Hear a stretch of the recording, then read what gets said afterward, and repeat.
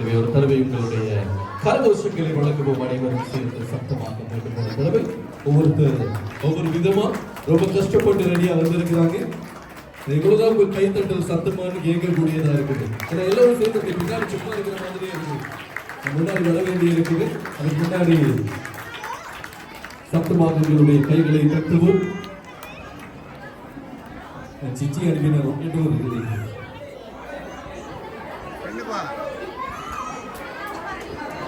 எங்க இருந்து ஆரம்பிக்கிறது?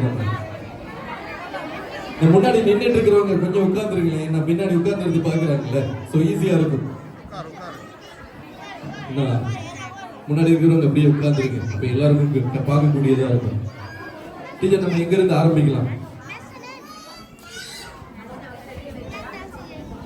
எங்க ஒருத்தர் இருக்கிறாங்க.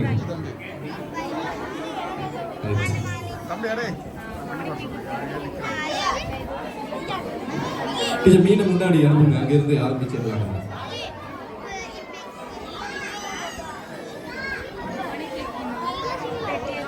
டைட்டானிக் எடுப்போம் ஃபர்ஸ்ட். ஈஸியா இருக்கும், முடிச்சிடலாம். நான் காலையில வரும்போது பைக்ல யாரோ இதை எடுத்துட்டு வர்றதை கண்டேன். நானும் வாங்க முன்னாடி. ஃபர்ஸ்ட் உங்க பேரை கொஞ்சம் சொல்லுங்களேன். என்ன பேர் உங்களுக்கு? என்ன பேரு? திவன்யா. என்ன இது? என்னமா வந்திருக்கிறீங்க நீங்க? பாக்ஸ் எல்லாம் அடிச்சு என்ன இது? கப்பலா? என்ன கப்பல் இது?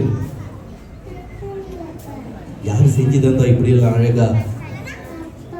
அப்பா எங்க இருக்கிறாரா? அப்பா கொஞ்சம் கையை காட்ட சொல்லுங்களேன். அப்பாவுக்கு கொஞ்சம் கையை காட்ட சொல்லுங்களேன்.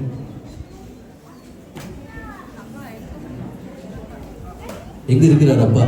அங்க இருக்கிறார் அப்பா. கையை தட்ட சொல்லுவோமா நம்ம எல்லாருக்காகவும்?